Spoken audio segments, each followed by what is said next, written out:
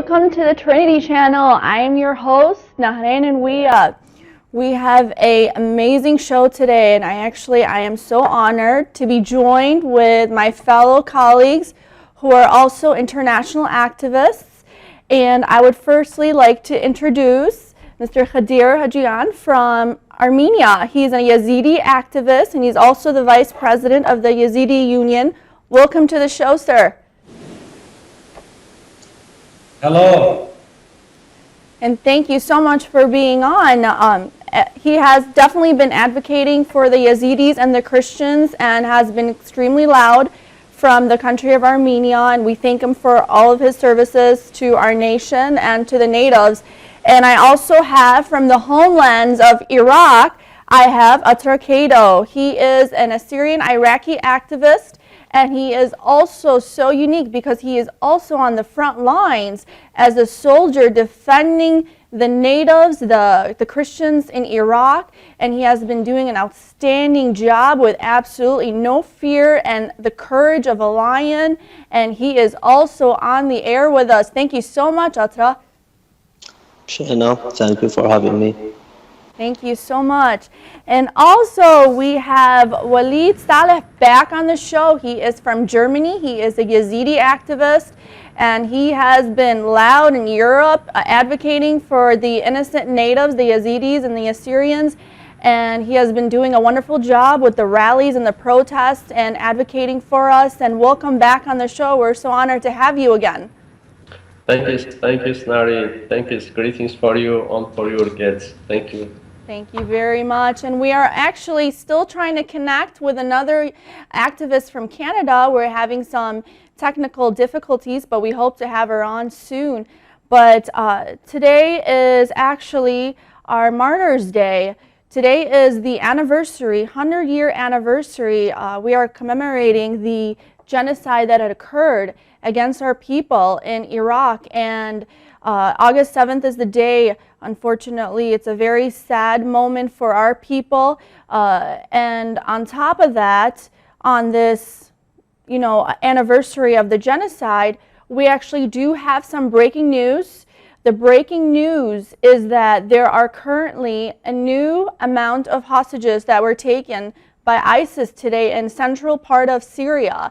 And those reported numbers are 250 Assyrian Christians from the central part of Syria that were currently taken by ISIS actually on Friday. And we are so devastated because that equals out to almost 500 hostages now that they are threatening to slaughter in the name of jihad. And we are trying our hardest to get more information on the hostages, but it's just horrendous. We as activists, like all of my colleagues and I, we're constantly trying to advocate so these types of things don't constantly keep happening. And they are still happening because we have absolutely no protection. And I want to start off with my colleagues to discuss. This is a general question to all of you.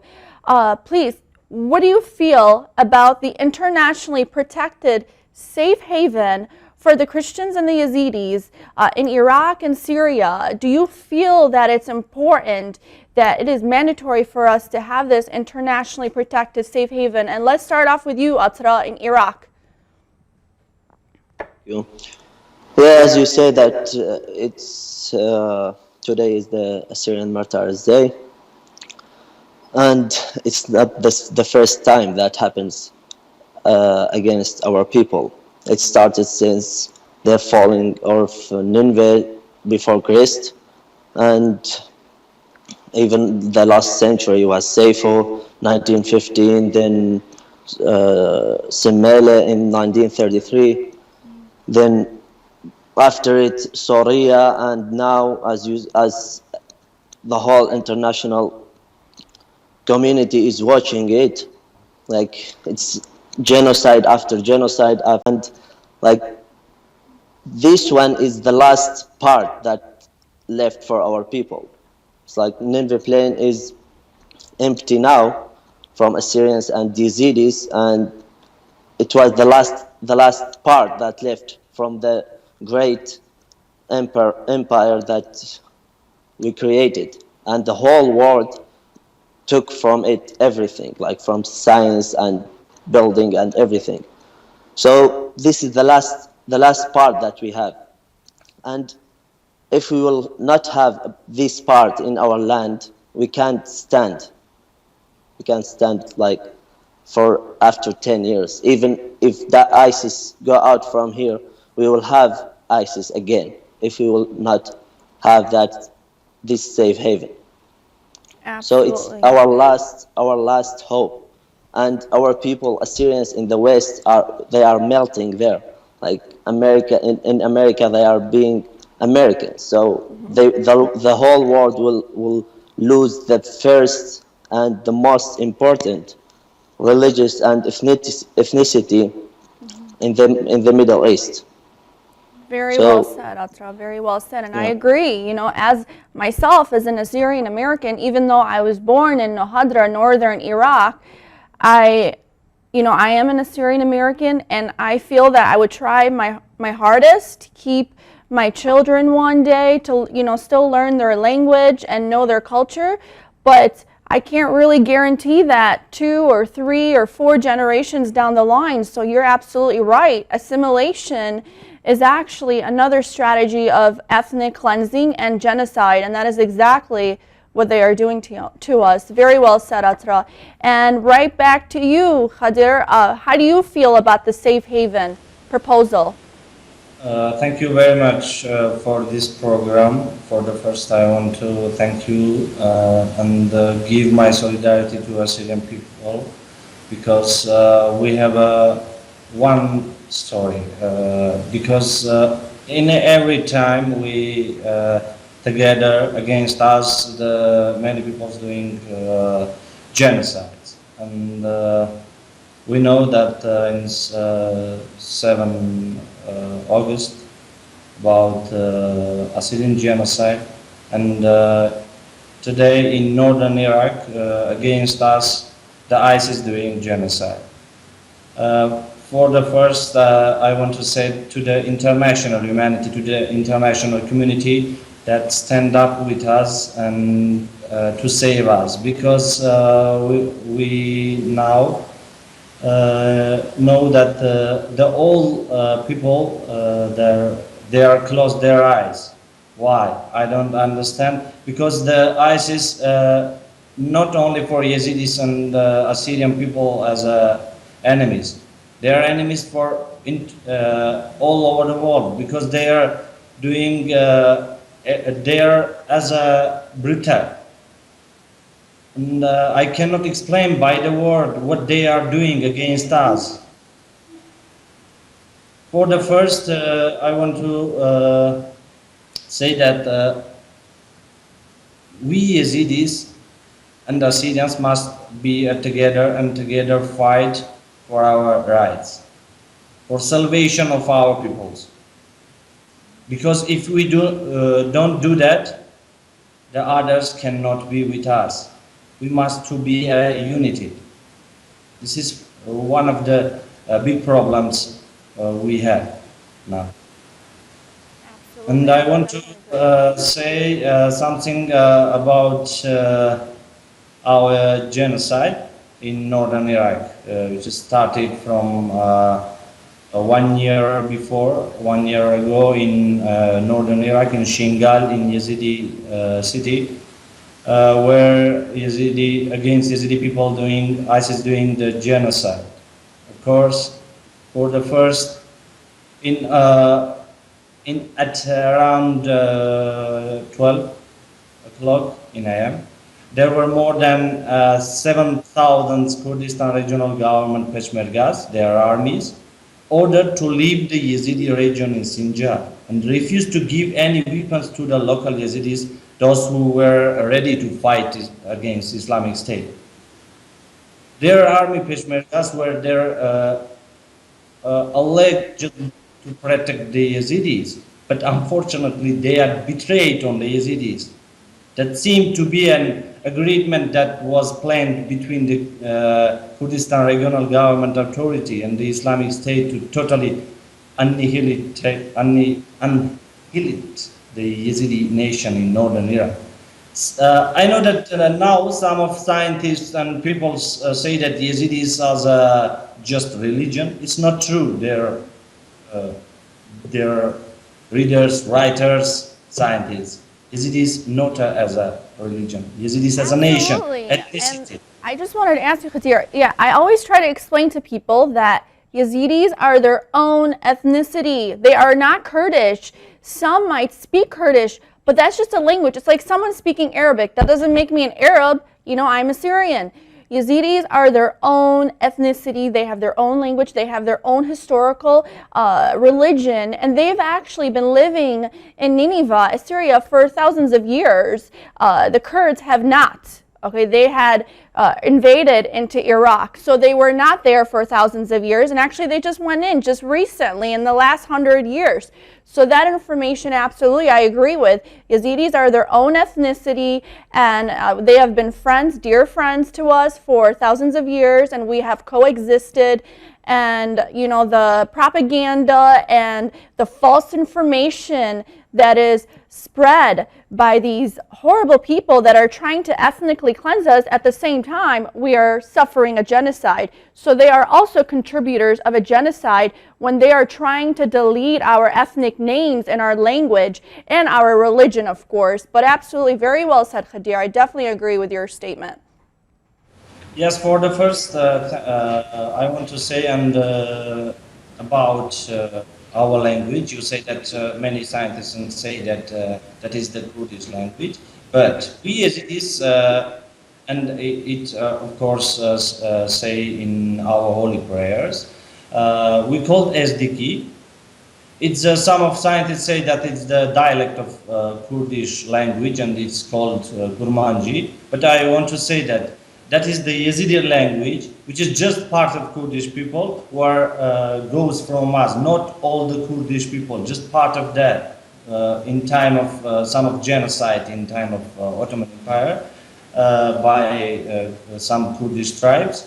At that time, a part of Yazidis assimilated to be as a Kurdish. Just after that, they are started to call our language as a Kurmanji or dialect of Kurd. Absolutely, very well said.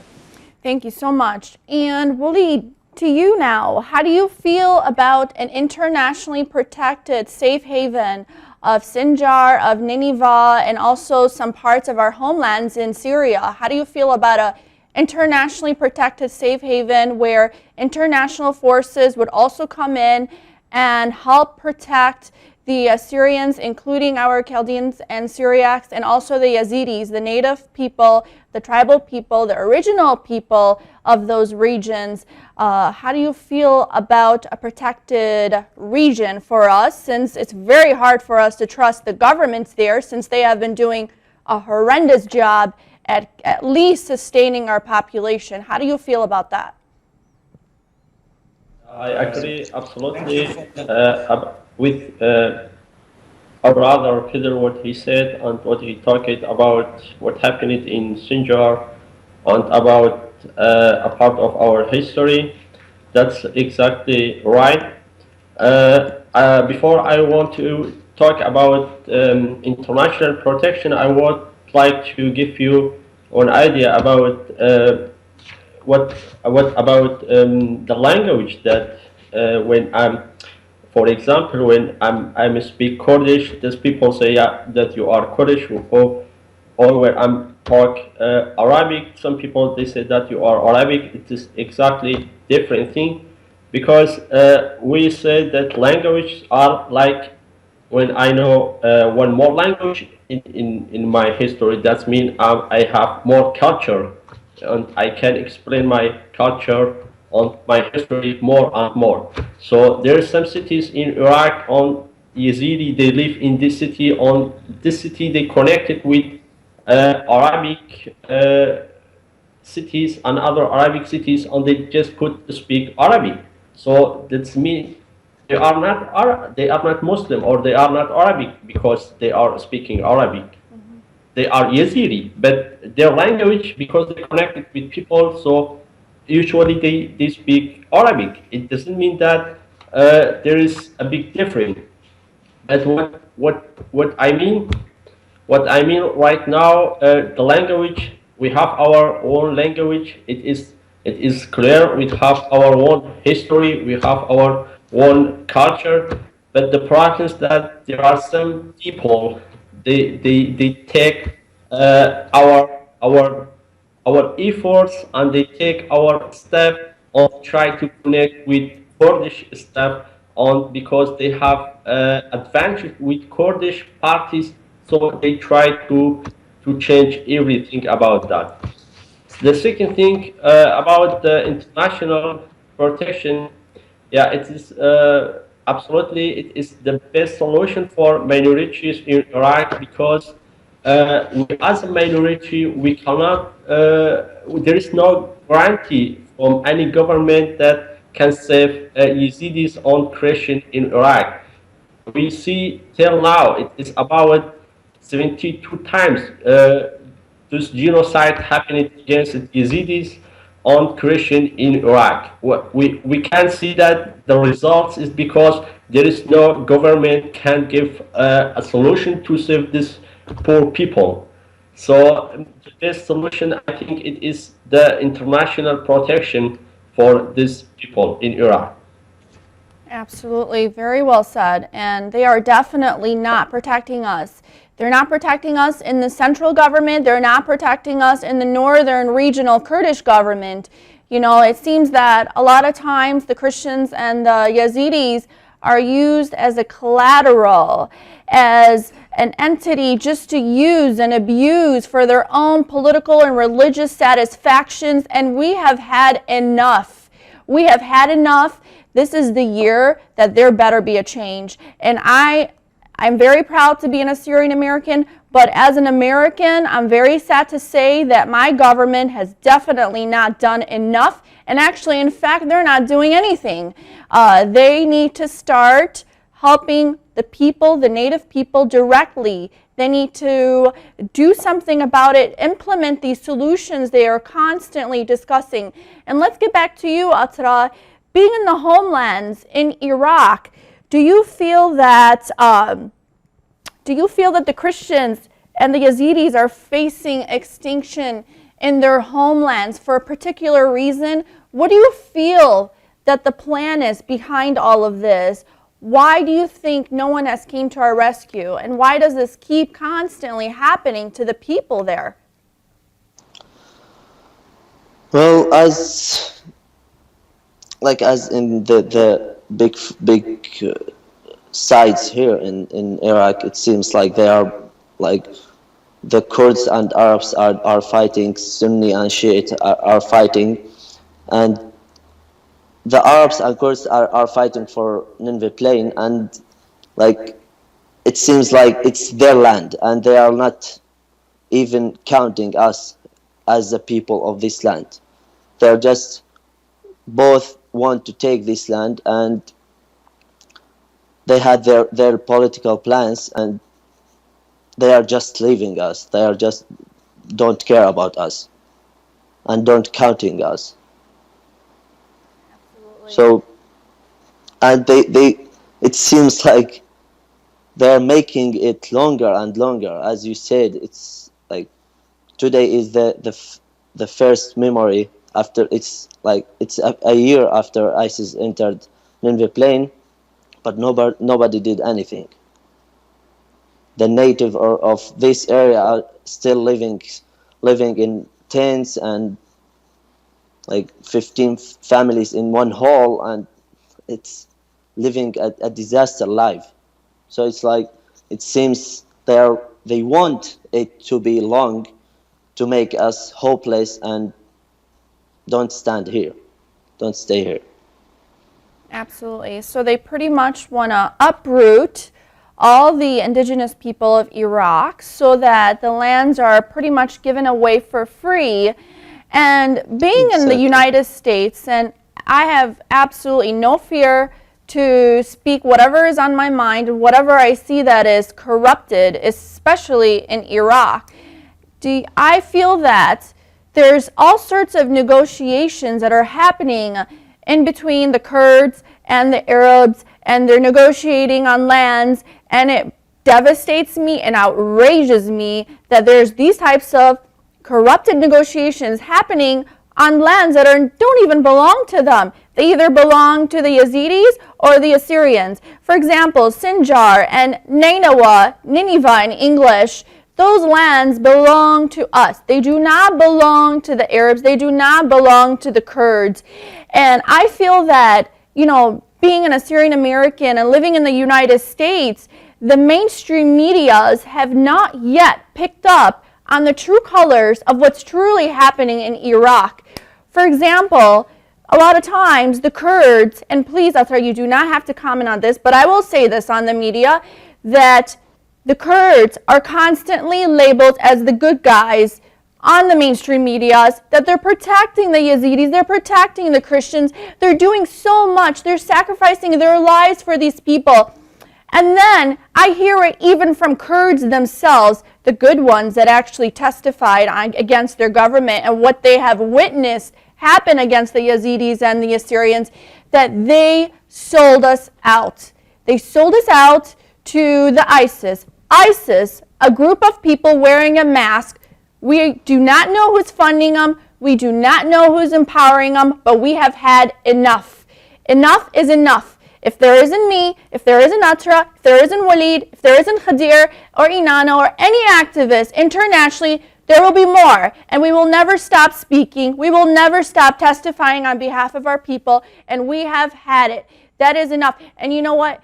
I am so tired of these mainstream medias, especially, channels like CNN reporting that the Kurds have done this or Kurds have done that. You know what? They need to stop commenting on issues they do not understand. Truly, a large portion of the world doesn't even understand the truth of what's happening in Iraq and Syria against these native people. Why do you think that our population has decreased to almost nothing? We have gone, the first census that was ever recorded, just to specify, and then maybe Khadir and Wali can tell me the largest amount of census that was recorded for the Yazidis. But with the Assyrians, we were once recorded at 30 million. Now we are 3 million globally when we're the natives of Iraq and Syria. And that explains what the government is doing and what they're not doing. And actually, I was going to ask you, Atra, do you feel that, for example, today being Martyrs' Day, is the government in Iraq even remembering this? Are they commemorating this event? Do they do anything on behalf of the Assyrians and the Yazidis? Have they done anything to at least tell their country that we respect these people, this has happened to them, these genocides have occurred? Do they do anything like this for the people? Because right here in the United States, we remember things that, all the different things that have happened in our history against the natives. We're taught it, we learn it in universities and everything. Are they remembering this day in the country where you're at right now? No, they are not. It's like they first should admit it, because the two genocides in Somalia and Syria was made by the Iraqi army at that time. So they still don't admit it. That is terrible. And it's almost that, okay, we obviously can't bring the people that have passed away. But it is just like, in the Nazis, when they admitted to the Holocaust, people move on. It is a done deal, that's it. Our ancestors just need to rest in peace. I mean, there doesn't need to be some sort of jihad everywhere or a war between tribal groups or religions. All we're asking for them is to admit it. Like you said, admit what has happened. And obviously the whole world knows, even Germany, the UK, America, Canada, everywhere where there's anyone that's educated and studies, all they have to do is go online and click genocides and you'll see all the records and evidence and testimonies. It's not a secret. And I believe that definitely the Kurds and the Arabs, and especially the Turks as well, but that's a whole nother story, they need to admit to it. And that's all we're asking for, is to admit to it and respect us as the natives. And, I also want to tell my colleagues, Walid, Khadir, and Atra, that, the natives in the United States, and this is my dream to all of our people in Iraq and Syria, the natives in the United States are so highly respected. I mean, anyone, if you meet a native, you literally, like, you shake their hand, you hug them, we love them. The way our culture raises us here in the United States to treat the Native Americans, we literally protect them. We give them all sorts of perks, you know, from like the free education and free healthcare, and they get all sorts of different things just because they're Native Americans. And that is my dream to the Assyrians and the Yazidis in Iraq and Syria, to have that recognition that when they walk anywhere in the streets of Iraq and Syria, they should be respected as the natives. And that is something that can never be deleted from the history of that country, because that means that they would have to burn every history book in the world and rewrite history all over again. And I'm sorry to say to those enemies of our people that that's impossible. So just give up. Surrender. That's never going to happen. Atra, do you feel that you are getting any type of response from the United States? Actually, it's like the West countries or the powers in the West should think they should stop thinking about helping Arabs or Kurds or crushing ISIS and just that. This land belongs to Assyrians and Yazidis, so they should think how to help these people. Why taking someone from Zakhu or Basra to protect me here in Al-Qush? What's the point of that? And we can do that. We can do that as a people, and we asked that since the first day that Nineveh Plain taken by ISIS. Definitely. But it's like the Europe are just saying, no, we can't help you. And America are like, we don't have any response from America. It's just making some heroes that are like, they don't even have 5,000 people here in Nineveh Plain. They are just taking them from other places and making them protect us. We are Assyrians and Yazidis. We are here, we are living here, and we can protect our lands. If there is nobody stealing our history, nobody is making it as a savior for us, we can do it. We can do that by ourselves. So Amen. no, That's right. until now we don't have. That's right. And thank you for that, Atra. And going to Khadir.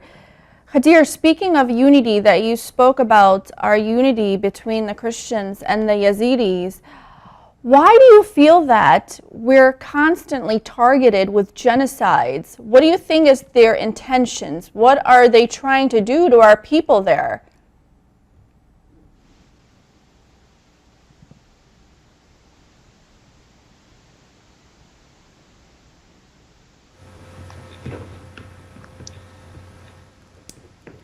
Sorry, I'm not sure if there's something wrong with the audio.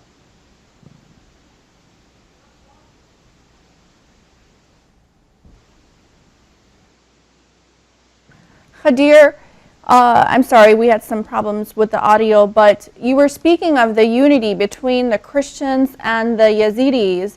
And, you know, with all these genocides that are constantly happening to us, it seems like it's regular, it's happening all the time. Why do you feel that these genocides keep happening at such a fast rate? Why do you think these genocides are happening? For the first, we have a very close relationship between Christian people and Assyrians and Armenians. And of course, it's a big problem, and they have with our religions. And the second one is that region, which is very important because it's near with Syria, Turkey, Iraq, and Iraqi Kurdistan, and near of Iran. That is important territory. About that, I am now taking some of documents and I'm writing a book about Yazidi genocide and the big relationship between Yazidis and Syrians and Armenians.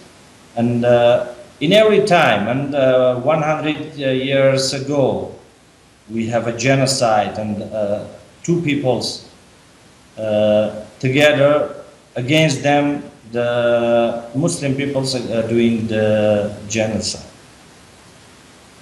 Some of terrorists talking about that Yazidi people as a devil worshippers. That is just their stupid meanings, because more than what they are doing against Yazidis, that is just for politics. They are now gaming on the Muslim religion. And what I want to say, for the big problem for us now, the Kurdistan government. Why? I know many Kurdish humans who are helping the Yazidis, but I want to say that the Kurdistan regional government don't support the Yazidis because before that their Kurdistan, I talking about that Kurdish Peshmerga's armies go back and don't save Yazidis. Before that they are say that we will protect you, but after that they are go back and don't save Yazidis. And more than that stories and many Yazidi activities who are fighting for their rights, for the salvation of Yazidi peoples, had been arrested by the Kurdistan government. And the head of Yazidi armies, Yazidi soldiers, Haidar Shasho, after that, we know that in April he had been arrested by Kurdistan government. Why they are doing that? Why they are arrested that people who are fighting against ISIS? This is the question, big question for us. We cannot understand why they are doing. Maybe they have a relationship between ISIS. Cannot say. But it may be. Definitely. And that really troubles me and outrages me to see exactly what's happening there. And I believe the Western media is finally waking up and they're seeing the truth of what's truly happening in the Middle East. And I wanted to ask you, Khadir, when Sinjar was first attacked, I mean, they were attacked so brutally and the genocide was so horrendous. And I want to explain to the American public and all the people that are watching us also globally that it was so brutal, just like what happened to Nineveh. But with the Yazidis, they were caught so off guard. Can you explain to the people, where were the Peshmerga? Because can you also explain to the people, weren't the Kurdish forces assigned to protect the Yazidis in those areas, just like they're designated to protect certain areas, and Sinjar was one of them, correct? However, around 2 o'clock at that time, in the 3 August, the Islamic State militants attacked the Yazidi villages and towns in the southern side of Sinjar mountain. 100 of Yazidis with their light AK-47 rifles stood and fought against Islamic State. And others were running towards the Mount Sinjar for their life safety. But what we know, when the Kurdistan army go back, and after that, more than Yazidis, 7,000 Yazidis had been killed, and 7,000 had been taken away by ISIS. Young women, girls, old Yazidis, and they're, in particular, they're used as a, sorry for this word, but for sexual slavery. They're buying in the black shops. like markets in Mosul and in Syria, in Raqqa. But the international humanity, every day we knew that this is the day of the salvation of the rights of women. This is the day of the protection of child. What is this? That's right. Just we see that they are written only on the paper. That's right. So do you feel that what happened to, for example, the Yazidis in the north was intentional by the Kurds? Do you feel that they allowed them to come in so that they're able to gain more territory and claim it under the created Kurdistan? So do you feel that was intentional, what happened? Because we know that in 2005 had been a referendum, by a referendum, Yazidis and Assyrians need to for the autonomy. But I don't know why it cancelled, that referendum, it cancelled to 2007. But we know in 2007, in the Yazidi Shingal, 2 Yazidi villages, and in Siba Sheikh Khadr and Tal Azir had been bombed. For that Yazidi people had been afraid. After that, in 2013, started the Yazidi Samaf movement in Iraq for the salvation of Yazidi rights. But some of Yazidi organization had been closed, and maybe for them it's they don't want that Yazidis have their autonomy with Christians. That's right. And I definitely see their strategies of dividing the Yazidis and the Christians, and even dividing the Assyrians and trying to divide us with our own different religious sectors like the Chaldeans and the Syriacs.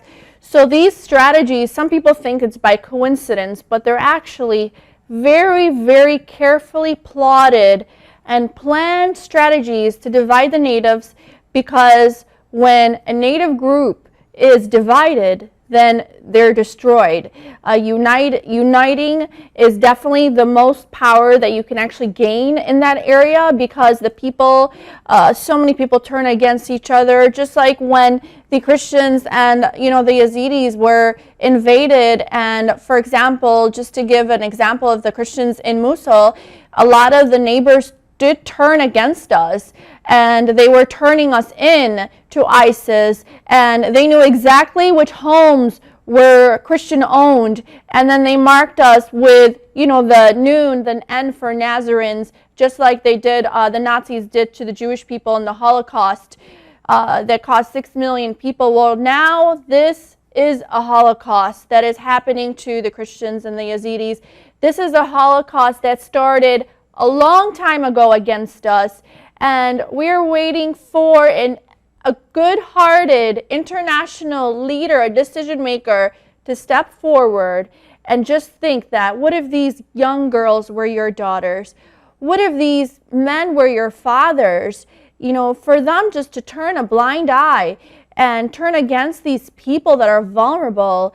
And, it's just horrendous. We have to take action. It is our responsibility as humans in this world, not only as Christians and all the Christians that are watching today and any other religion that may be watching, but it is our responsibility that we have to do something, because God is watching us. And if we don't do something to help them, to protect them, so that it may not happen again, because as you can see, it's a genocide after genocide, and it appears that will never end. If we leave them in the same state that they are in right now, just in the fate of these corrupted governments, it will never end. They will come to a complete annihilation, just like they're predicting.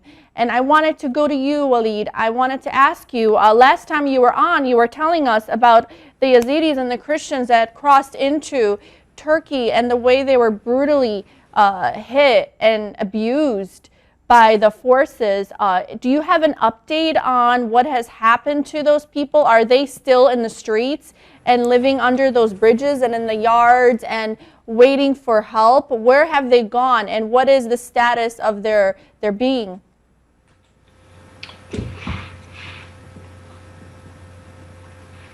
Yes, after thousands of Yazidi are displaced from Sinjar to Kurdistan, northern Iraq, there were not enough space over there because the Kurdish government were not supporting them enough water, enough food, enough staff, because there were thousands of children. They were sleeping without beds. All people, they are, it was like terrible. So people couldn't take it anymore. So they escaped to Turkey. There many people they escaped from Iraq to Turkey. It's like illegally way. On the over there, they saw the situation. It was so bad, so terrible. It was same situation like what was happening in northern Iraq. No support, no international support. The government was so bad with them, so they had no other choice. What they should do, they should continue to escape to other countries, to Europe, till they can see a safe heaven for them and for their children, even they can live in safe. After they make a try to escape to Bulgarian, the government of Turkey, they didn't let them to do it because the number of people were about 5,000, and it was a bit hard to let them. Even the world, they just were watching them, and nobody moved to help them. Many days people, they slept in the street, and there was no support. And after that, some days after, the Turkish government, the Turkish forces, they forced them to come back to the camps. On many of them from the refugees over there, from Yazidi refugees in Turkey, they've been hated by Turkish forces. And many of them have been arrested. On about 1 month, some of them, they stayed out the camps, and they were sleeping in the camp. Right now, the situation is quite on. No update till now, because even they don't know about their future. They just say that we are living, and not more.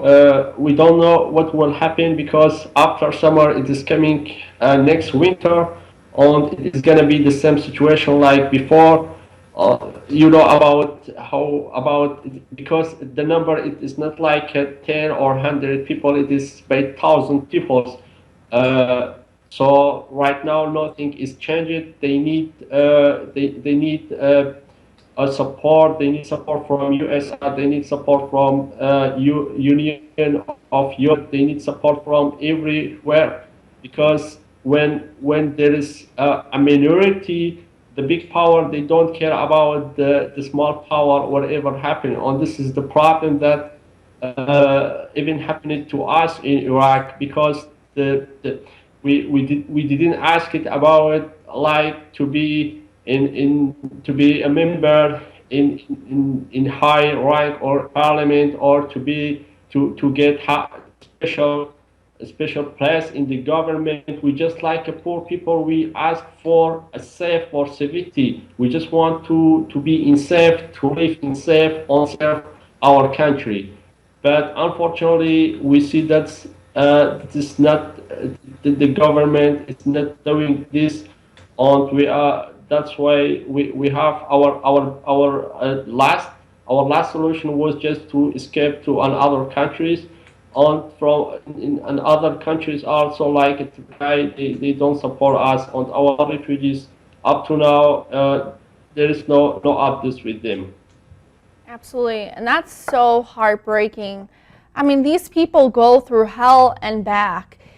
they go through a genocide. Their children, they're watching their children get beheaded and their women get raped, and then they escape somehow by miracle, and they escape to the surrounding countries, and then they get taken by all these other countries and they're arrested and they're beaten, just like we have some detainees even in the state of California. These Christians from Iraq that actually immigrated there, and they arrested them and now they're in jail. Yes, people, you have to understand this and know what's going on in this world.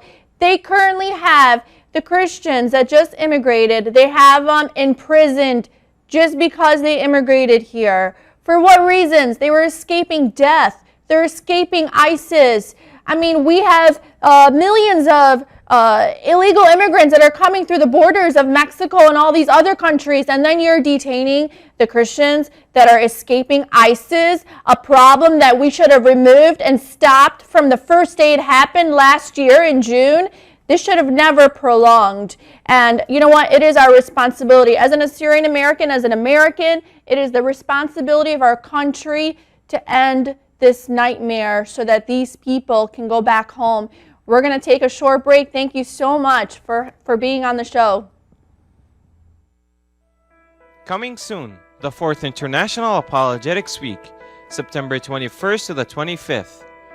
We'll broadcast it through internet, satellites, and through antenna network televisions. 3 shows per day. Over 40 world-renowned apologists.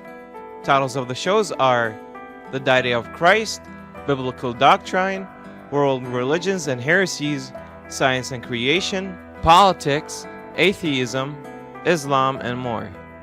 4th International Apologetics Week starts September 21st. 3 shows per day. Where? www.trinitychannel.com. Click and watch live. For more information, call the numbers at your screen.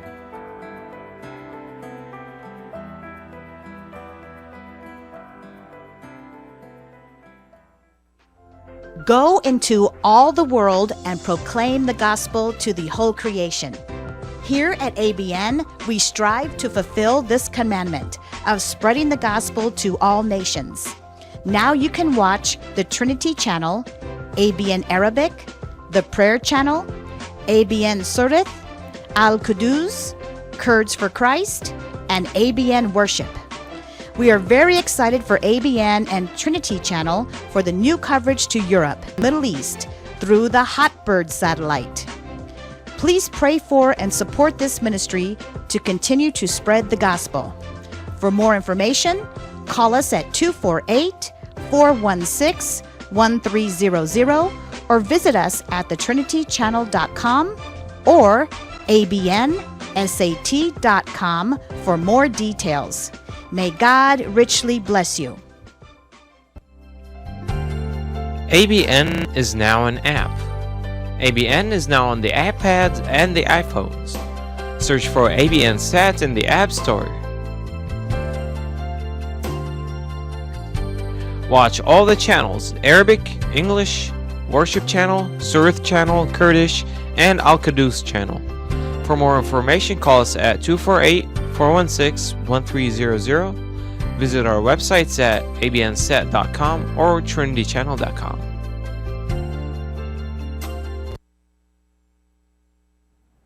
Welcome back to the Trinity Channel. I am your host, Nahreen Anwiya. I am an Assyrian American activist that has been trying to advocate for the Christians and the Yazidis and fellow minorities in Iraq and Syria and wherever they may be persecuted.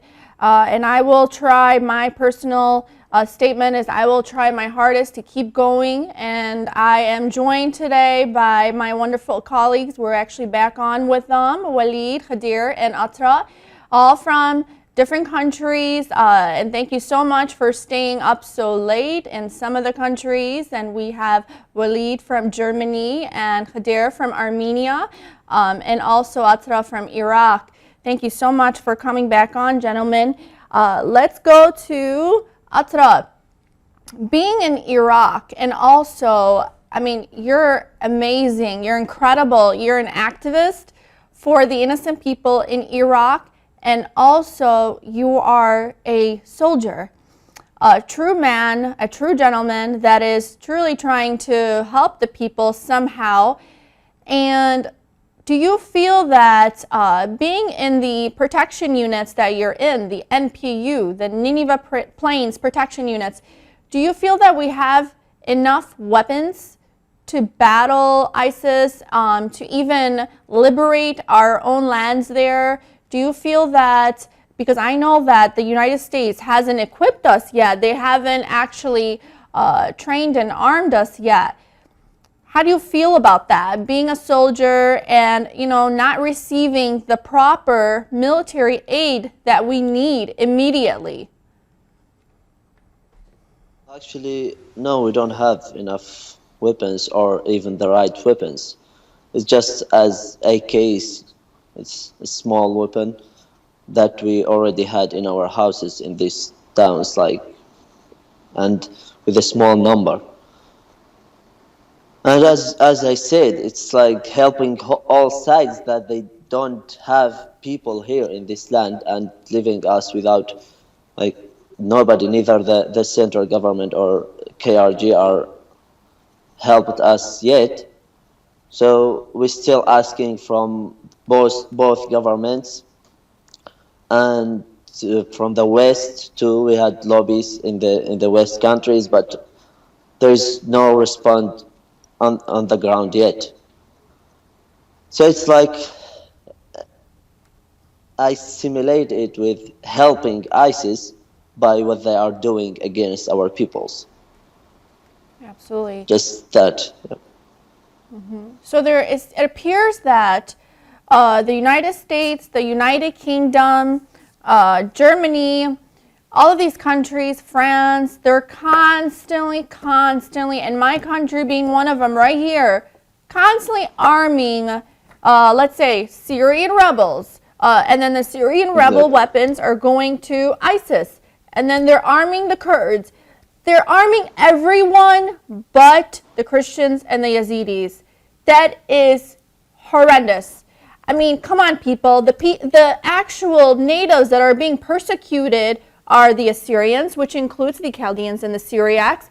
The Yazidis, they have suffered endless genocides. Why is it that you're not arming them? Isn't that the common sense thing to do? You arm the people, you help the people that are actually being persecuted. You have to look at the geography of the country. The geography of the country is, of course, Iraq, especially Sinjar and Nineveh and Mosul, are floating on oil and uranium, a vital resource. We understand that. We understand that this is not just a religious war. This is also a lot of corrupted politicians and decision makers that are selling human lives. I mean, you can negotiate with these natives. If there's some sort of political deal you want, you have to negotiate and speak to the people directly. You arm the people directly. Was there, Waleed, did you want to say something? Or Atra? Yeah, it's as you said, it's like they are supporting all sides that they could become ISIS as in the future, and they know, they are sure that the Assyrians and Yazidis will never make a genocide against other peoples, and they are supporting the other nations that already had a history of making genocides against us and Yazidis and Armenians and other nations. Yes, So, and they're, I see that they're constantly, we have sent the Kurds, the United States has sent the Kurds, millions and millions of dollars worth of weapons. And then you have their Kurdish leaders that came to the White House asking for more weapons, and they claim that they didn't have any weapons. So my question to them is, where did those weapons go? Who did you hand them to?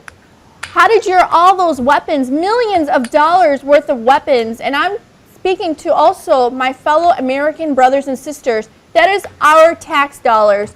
Our tax dollars we are paying to fund and arm rebel jihadists that are declaring war against the Christians of Iraq and Syria and against the poor Yazidis, these innocent natives who are trying to survive, just live peacefully. You know, they want to go to their temple and pray. They want to go to their churches and pray. They can't even do that. They can't even wear a cross in public. They can't even allow their daughters to walk the streets in Iraq and Syria because they're afraid some jihadist who's claiming to be our ally will rape their daughters and take their dignity from their families.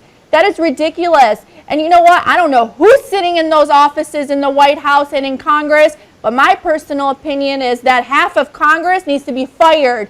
Yes, as Americans, we are paying your salary. We are paying for you to sit there and make a change. Our tax dollars are not all going to the Syrian rebels or the Kurds or anybody else in there that is claiming to protect us. We have had enough. How much longer do you want us to take? Do you actually want to destroy the native Yazidis and the native Assyrians in Iraq and Syria? What are you trying to do? I mean, if that is truly what you're trying to do, is to destroy Christianity where it originated, then just come out and have some guts to say it, because that's what it looks like in front of the whole world, that as the United States of America, as a country that has been so politically involved in the structure of Iraq, we have not made a substantial change to protect these people. You have thousands and thousands of Yazidis that are getting massacred, and their women are being sold for a pack of cigarettes. And then you have all the rooted Christian villages and cities. They can't even go back home. They're going back home, and they're seeing these invaders sitting in their homes telling them, your home does not belong to you. Do you want to convert? Do you want to convert? Or why don't you go there and pay a jizya, which is a joke? What is a jizya? How about if something like that happened in the United States and someone came to your home and knocked on your door and marked your door with the N for Nazarene, or took all your women and started raping them? What if to the congressmen and women in Congress, what if they kidnapped your daughters? They can easily do that. Yes, they can. Just because you think you're sitting there in Washington, D.C., thinking you're living in the safety of your homes, ISIS is growing so rapidly that yes, they have sleeper cells right here in the United States of America. And one day they might come out and try to kidnap your daughters and try to get a fee for them. Would you like your daughters to be sold on the sex slavery market? Would you like your homes uprooted right from underneath you and you kicked out in the streets? We have to understand how these people are feeling.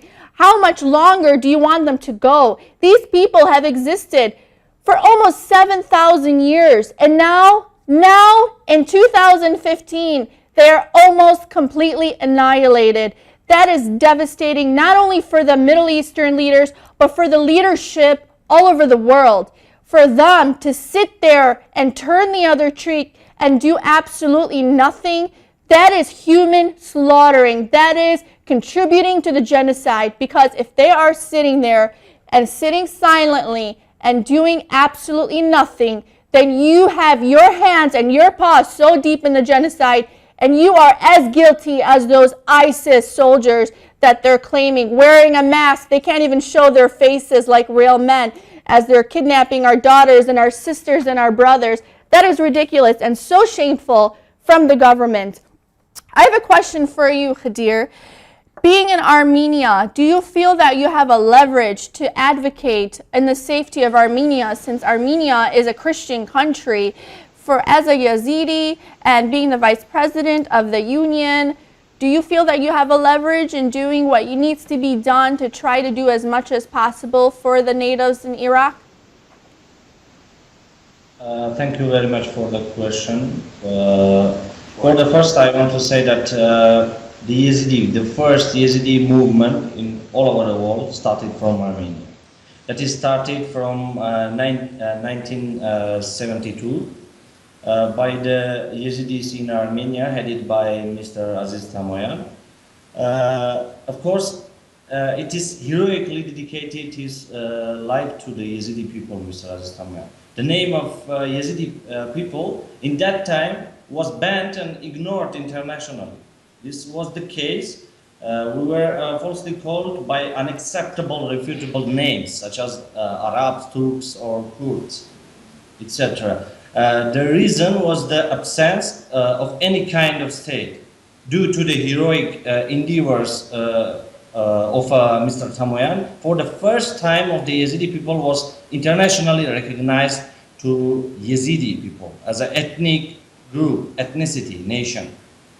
The name of Yazidi people, thousands years had been banned nationally. But in Armenia in 1988, by the efforts of followers of Mr. Tamoyan here in Armenia, the originally name of Yazidi people had been recognized by the government of Armenia. And 2002 year in Armenia, by the National Assembly of Armenia and by the letter of Yazidis in Armenia, the nationally recognized Yazidis as an ethnicity nation. After that, our language it's recognized as a SDK, and after that, here by Yazidi National Union started publicated the Yazidis school classes from 1 to 11 in many Yazidi villages in Armenia. In 33 villages now, the Yazidi child's learning their mother language, SDK. And of course, the Yazidi movement in Armenia is very important for us because in the first time, in the government level, the Yazidis are recognized as a nation, and it started from here, from Armenia. And after that, in 1990. In Armenia, started publicating the first Yazidi newspaper. At that time, it called Denge Ezdia as the voice of Yazidi people. After that, it renamed to Ezdikhana, the name of our homeland. Until now, it publicated, and here we have a radio in our language. And here we have a very, very closely relationship between Armenian people.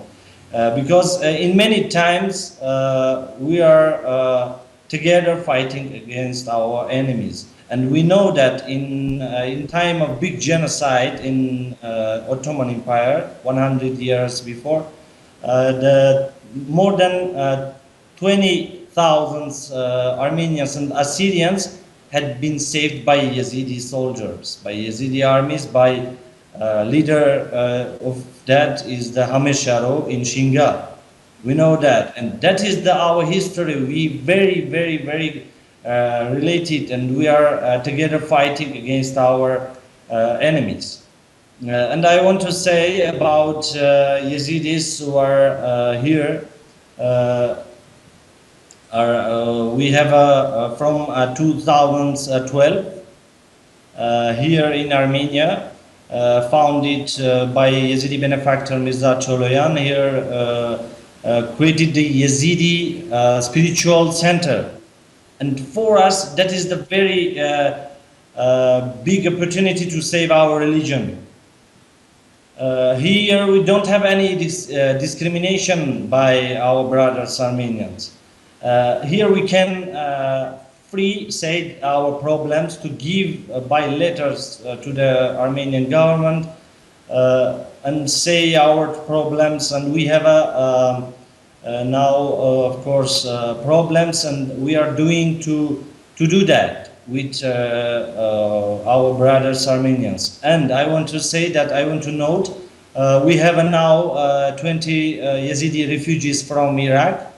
They come to Armenia. Now we are doing some of documents with the Armenian, with the Ministry of Foreign Affairs of Armenia for the recognition of their as a refugee, and 15 Yazidis and Yazidi families from Iraq and want to come to Armenia because they know that here we are free. We are free, can talk about our problems. Great. Amen. And God bless Armenia for that. Thank God a country actually recognizes these people and helps to protect them. Thank you so much for that, Khadir. And I want to take a caller right now. His name is Sam. Thank you for being on the show and listening, Sam. Well, hello, Shlonik Kasahalik. Hello, Naren, and your panel. Hello, how are you? Welcome to the show. I'm doing well. I'm very proud of your work on behalf of Christians in Iraq, and I served there. Combat tour as a soldier. Thank you. Thank you for US your Army. service. And thank you for saying that. Thank you for what you do. I have a few questions for you. Basically, I'm very familiar with the issue, having worked on resettling 7 Iraqi Christian families personally in the 2006 to 2009 timeframe. And each of those cases were, complex and challenging, but also rewarding. One of the experiences I had was there was a deep sympathy in the American mindset and with the people to help these refugees. I feel that in the last 2 to 3 years, that will or that interest has really decreased. And that is coming from personal experience as well as professional experience with an NGO I work with. What do you see as a pathway or a plan to engage American people on the issues that are facing Christians in this region? Thank you so much for that, Sam, and thank you for everything that you do, and not only for our people in Iraq, but also for being an amazing American veteran and a soldier. I believe that first, the United States, what they need to do is we have to firstly destroy ISIS. That's the main goal, because we can't, all of our people that are being displaced throughout the entire Middle East, all the Assyrians and the Yazidis, they're just everywhere in every country surrounding Iraq and Syria, and even in there, they're living in the slums of the streets. After we get rid of ISIS, we need the United States and the international countries to arm us directly. Stop, these arming of these rebels and, sending the arms that are supposed to go to us, or, the help, they're sending them to other people. We need it to go directly to the Christians and the Yazidis. And we really, really need our American brothers and sisters to develop a direct port to us. And then we are extremely interested also, my personal opinion, is to have a United States base somewhere in Iraq. Mainly, we prefer to be near the Yazidis and the Assyrians so that they're able to also help us, protect us. We can help each other. That is the true futuristic plan, is to form an ally, to build, to empower these people. And we need to, stop. There's been certain people in the administrations, they're empowering the wrong people. We need to empower our innocent brothers and sisters that are constantly being persecuted.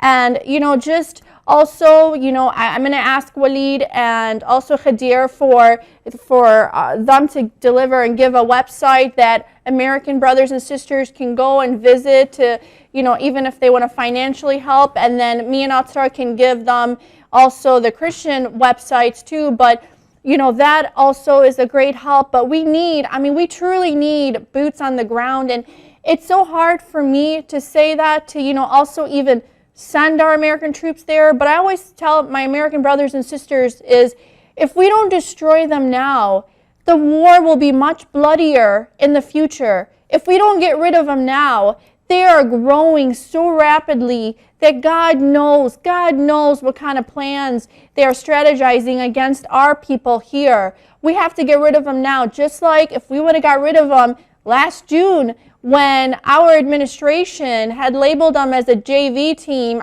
We tried. I personally went on national media and tried to tell them how extreme this was and what was happening to the people in details. And, you know, Americans were outraged, just like Sam, and so many veterans contacted me that spent so much time in Iraq to help liberate it, and they were outraged. They were in tears, so upset that they couldn't believe all their hard work went to nothing. And that's why I'm asking for the United States of America to develop a direct port, work through us, contact us, work directly through the Assyrians and the Yazidis. Please do not receive any information from the other parties that are claiming to protect us, because as you can see, we are not protected. We are literally at the last days of our existence, and so devastating to say when we've been around since the beginning. You know, we have been there, and we're keep suffering, and that is my plea to Americans is we need your help directly. Directly is the key, and we have to implement the safe haven for, my colleagues like Walid and Khadir and Atra. We are constantly advocating for the safe haven, an internationally protected safe haven of the Nineveh province, of Sinjar, in our homelands, in the surrounding areas that are constantly, they're attempting to steal. And Sam, do you know what they say? They tell us, well, look at you. You don't have any power. Why would Americans want to help you people? Nobody cares about you. That's how they speak to us. They think that we don't deserve the help. They think that, they're trying to completely delete us. They're trying to take over our history. They're even renaming our cities. They're going through city by city and renaming these cities that have been named for thousands of years. They're already doing that. And that is a strategy of the ethnic and religious cleansing they keep doing to us. But that is absolutely, my recommendation to Sam and to all the veterans all over the world is we need your help directly. Contact your Congress, your parliaments, and demand for them to help the Christians and the Yazidis, to send us arms, to send us direct help. No more middleman. And thank you so much, Sam. I'm not sure if he's still on the phone, but thank you so much for your call. I am. Could I do a follow-up real quick? You have time for that? I'm sorry, what was that? Do you have time for a follow-up question? Thank you for answering that. Sure, really quickly, and then we're actually going to close out the show. Okay. The big question or the concern a lot of the veterans have is how altruism is not enough right now for the American people. How do we convince them that this is in the security interests of the United States, that this will also, be an alliance between Christians? In other words, Christians helping Christians is our duty. But how do we convince those on the other side who have grieved, who have lost children? I work with a lot of Gold Star families, and their mind is made up. They do not want to engage again. So so I appreciate any counsel on that you might have. Absolutely. My answer to them is those are, what's happening in Iraq can easily happen here. Like what happened with 9/11, and 9/11 is actually very small comparing to what they're planning to do to the United States. And we have to end it. They are spreading like wildfire, and one day the war may grow so big. I mean, we're on the route for World War III. This is getting so extreme. They're spreading throughout the entire Middle East. I mean, they've taken half of Iraq and Syria when Iraq was helped and trained by the United States. So that alone is so scary to think that they were able to do that just like this. So we don't want the threat to be right here in our backyards. Sometimes the United States didn't become so great and so big just by sitting here like, sitting ducks. We sometimes have to go and destroy evil where we see it. Otherwise, it's brewing, it's growing, and it will come here. It will one day, and it's already here. I promise you, it's already here. And in a matter of time, if we don't destroy the central cells where they are, then they will. They will be here even more. And thank you so much for your call, Sam, and God bless you. And that completes our show. I want to thank our guests on the show. Walid Saleh, thank you so much for coming on, a Yazidi activist from Germany. And I want to thank Atra Kato from Iraq, a Syrian activist. you. Love you. Thank you for coming on and speaking so proudly and, courageously with no fear. I mean, that alone, when you speak from the homeland, may God always protect you and guide you. And may God free our Atra, just like your name, one day with all God's will. And also thank you to Khadir Hojian from Armenia, a Yazidi activist and a huge advocate for the cause.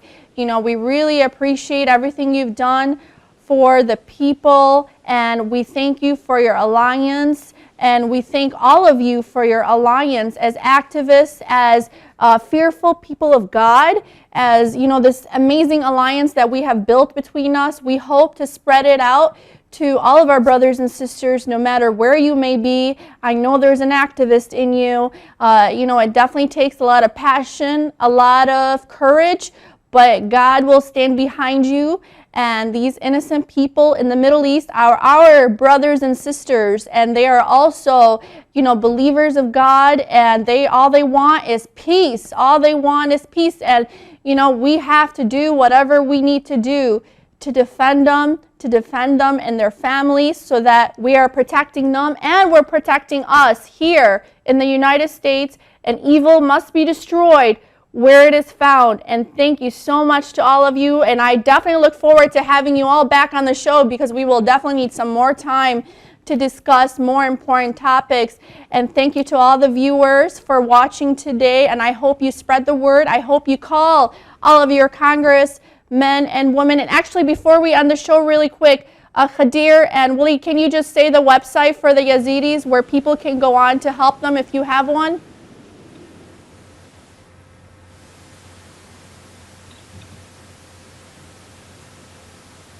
Say again, please. Do you have a website that people can go to for Yazidis to help them?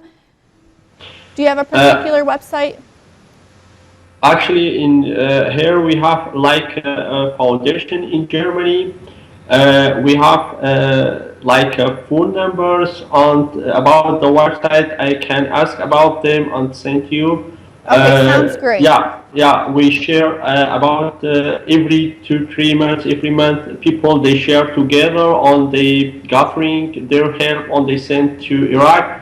In many area here it's available, so I can't bring it for you or send to you. Yes, please send it to me, and then we will edit it into the video.